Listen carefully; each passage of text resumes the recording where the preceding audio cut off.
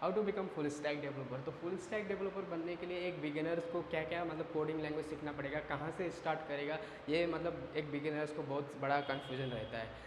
तो अब ये कन्फ्यूजन मैं ये दूर करने वाला हूँ, क्योंकि फुल स्टैक डेवलपर का जो एक रोड मैप मैं बताऊँगा, और फिर फुल स्टैक डेवलपर के इस वीडियो के एंड में मैं बताऊँगा कि फुल स्टैक डेवलपर कैसे फास्टेस्ट ट्रिक से बन सकते हैं। एक ट्रिक बताऊँगा, मतलब उससे हम कितने कितने उस इस मतलब कितने कितने कोडिंग लैंग्वेज को हमें कितने सीखना चाहिए, कितने टाइम तक सीखना चाहिए और कितना सीखना चाहिए, और ताकि हम फुल स्टैक डेवलपर फास्टेस्ट तरीके से बन जाए। मतलब थोड़े टाइम में, मतलब टाइम तो देना ही पड़ेगा, टाइम ऐसा नहीं होगी थोड़ा देकर हो जाएगा, मतलब टाइम में, मतलब कम से कम टाइम में हम फुल स्टैक डेवलपर बन सकते हैं। तो ये मैं वीडियो को एंड में बताऊँगा, क्योंकि अभी तो पहले फुल स्टैक डेवलपर का फंडे समझते हैं।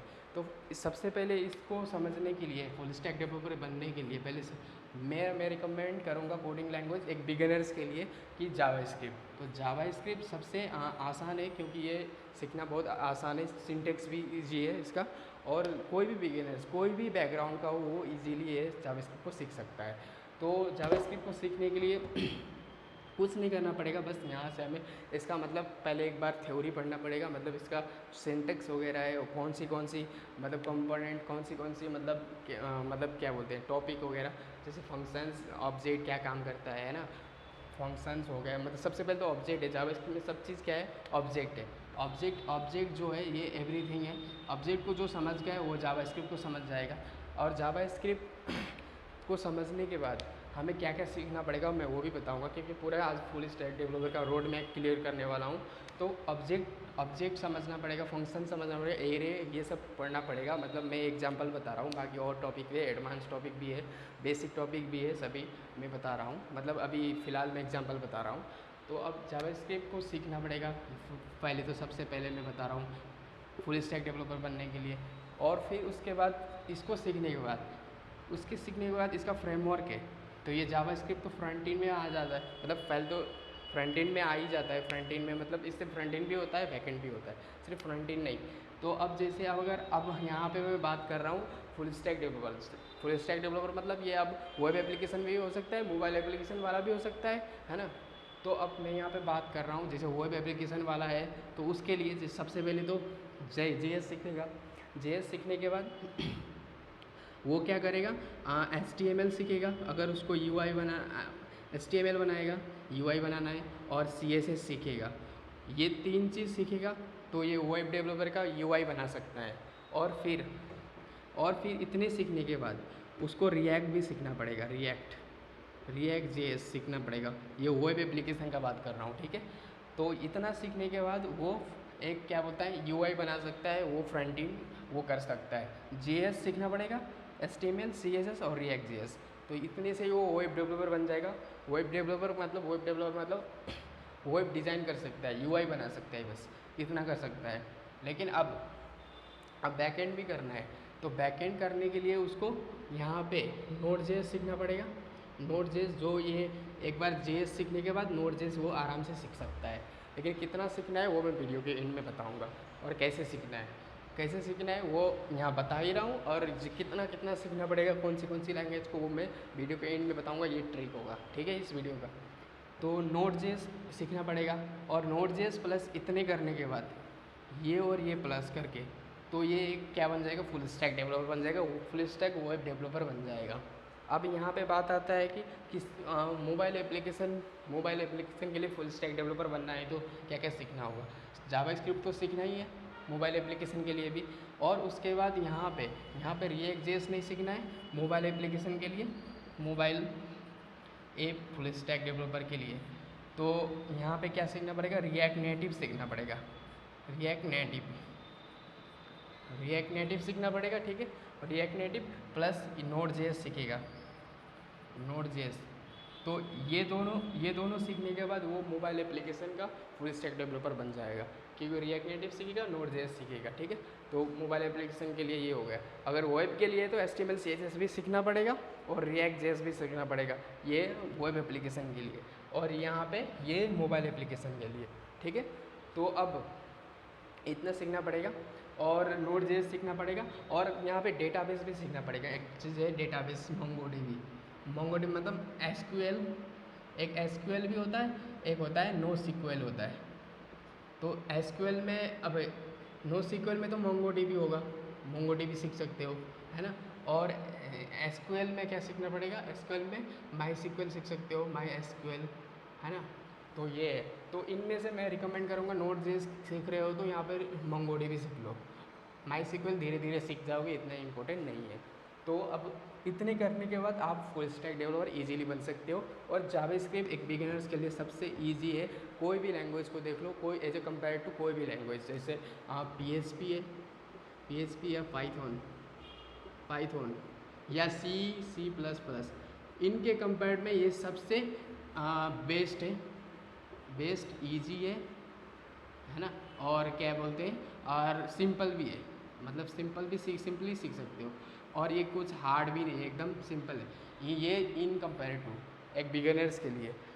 इन बिगिनर्स के लिए इनके कंपेयर में JS सीखना बहुत सिंपल होता है। ये मैं बता रहा हूँ क्योंकि मैंने खुद यहाँ से स्टार्ट किया है और आज फुल स्टैक डेवलपर बना हूँ और आप लोगों को समझा रहा हूँ। तो आपको अब ये तो फुल स्टैक डेवलपर का एक रोड मैप हो गया बिगिनर्स के लिए, ठीक है। यहाँ पे मैं बिगिनर्स को बता रहा हूँ, ठीक है। मैं यहाँ पे कोई एडवांस लेवल के लोग को बता ही नहीं रहा हूँ, वो लोग वीडियो नहीं देख सकते। ये वीडियो उनके लिए है नहीं, बिगिनर्स के लिए है। जो बिगिनर्स है, जिसको कन्फ्यूज़न है फुल स्टैक डेवलपर, मतलब फुल स्टैक डेवलपर बनने में कैसे क्या होगा, कहाँ से कैसे क्या सीखना पड़ेगा, मतलब कौन कौन लैंग्वेज सीखना पड़ेगा। तो मैं एक सिंपल मेथड बता रहा हूँ कि कैसे क्या करना होगा। तो ये एक पूरा हो गया किसके लिए क्या सीखना होगा। अब मैं यहाँ पे बताता हूँ कि कौन सी लैंग्वेज को कितना कितना सीखना होगा। तो उसके लिए देखते हैं,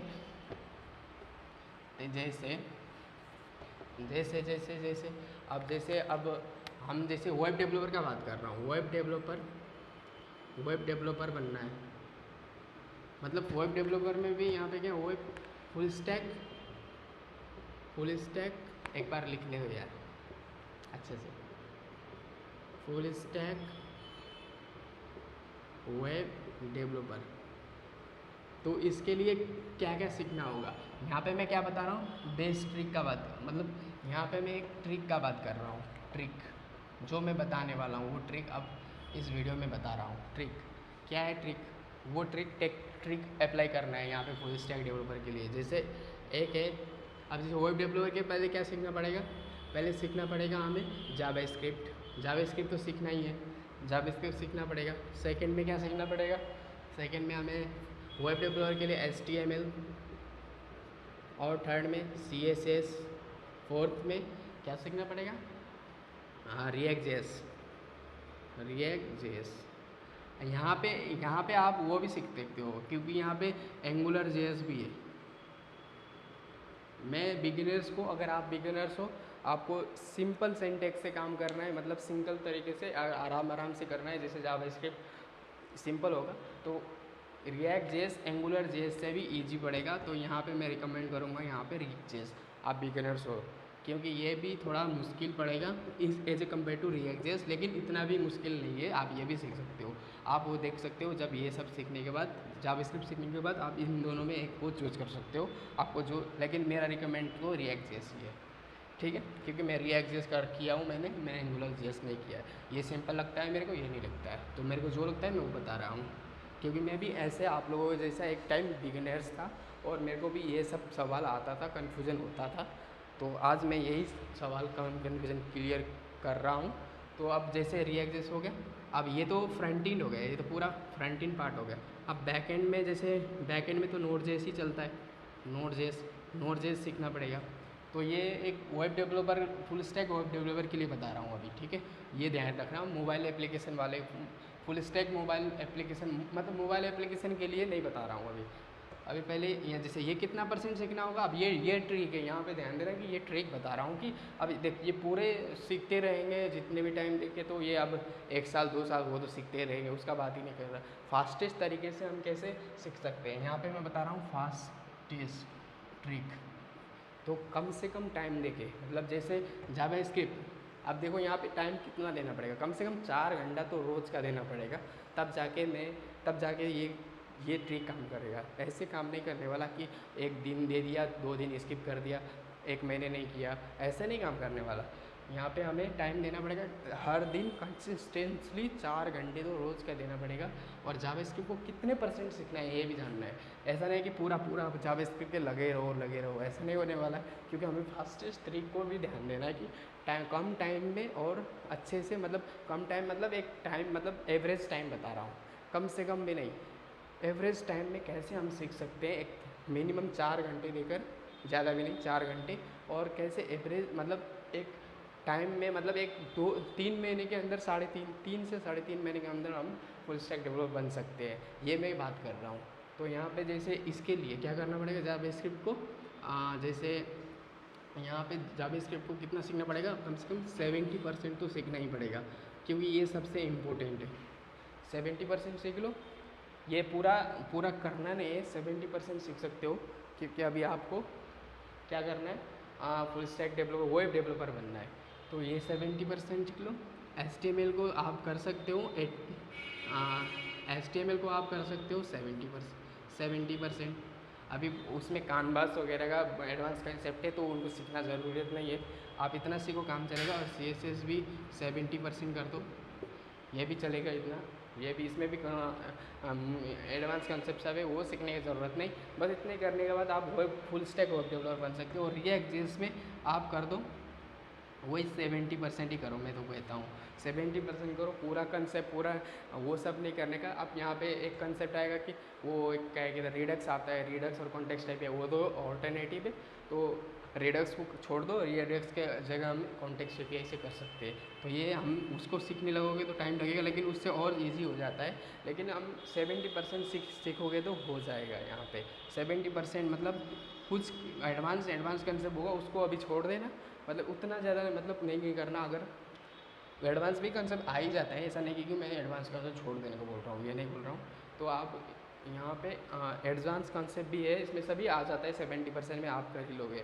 बाकी कुछ कंसेप्ट रहता है, उसको आप जब जॉब करोगे तब धीरे धीरे प्रोजेक्ट मिलेगा तो आप सीख ही लोगे, है ना।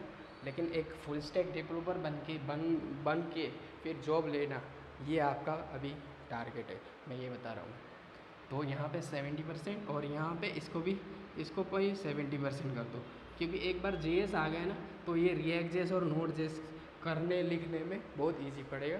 और उसके बाद आप इनका कंसेप्ट भी, इनका क्या है, रिएक्ट जेएस का और नोड जेएस का इसका अपना कंसेप्ट है। बाकी तो कोड तो हमें जावास्क्रिप्ट में ही लिखना है, यही है सब। बाकी तो कोड तो क्या है, जावास्क्रिप्ट में ही लिखना है। और ये रिएक्ट जेएस में एक चीज़ क्या है, HTML और CSS का भी यहाँ यूज होता है, तो वो तो ये आने के बाद तो ये आ ही जाएगा, है ना।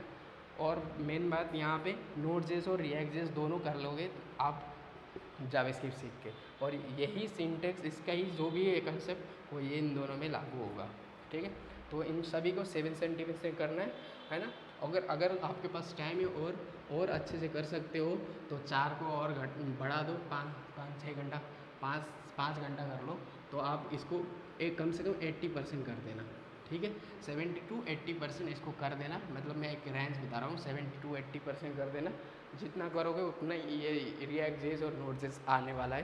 तो इसको 70 to 80% करना, पूरा करने की कोशिश मत करना, पूरा 100 का 100 करना नहीं है, 100 कुछ नहीं होता है, तो इतना करना है, बाकी ऐसे करना है। तो ये एक हम क्या बन सकते हैं, ऐसे करके full stack web developer fastest तरीके से बन सकते हैं। मतलब 3 से अभी कितना टाइम लगने वाला है, इसमें ज़्यादा टाइम नहीं लगेगा। इसको 1 महीने, इसको मान के चलो 1 महीने चलेगा, 1 मंथ। और इसको क्या है, इन दोनों में 15-15 दिन लगेगा, तो ये दोनों को मिलाकर 1 मंथ, तो 2 मंथ हो गया। तो इसमें मान के चलो 15 डेज़ लगेगा, इसमें भी 50 डेज, और इसमें आप कितने दिन में बनोगे, इसमें तो 1 मंथ लगेगा, 1 मंथ लगेगा। तो कितने, 1 2 और 3, 3.5, तो 3.5 महीने के अंदर अगर 4 घंटे देकर, 4 से 5 घंटे देकर आप एक फुल स्टैक वेब डेवलपर बन सकते हो, ठीक है। ये तो फुल स्टैक वेब डेवलपर का बात हुआ। अब बात करते हैं मोबाइल एप्लीकेशन डेवलपर का। तो यहाँ पे वर्क ज़्यादा कुछ नहीं है, यहाँ पे बस एक चीज़ फ़र्क होगा।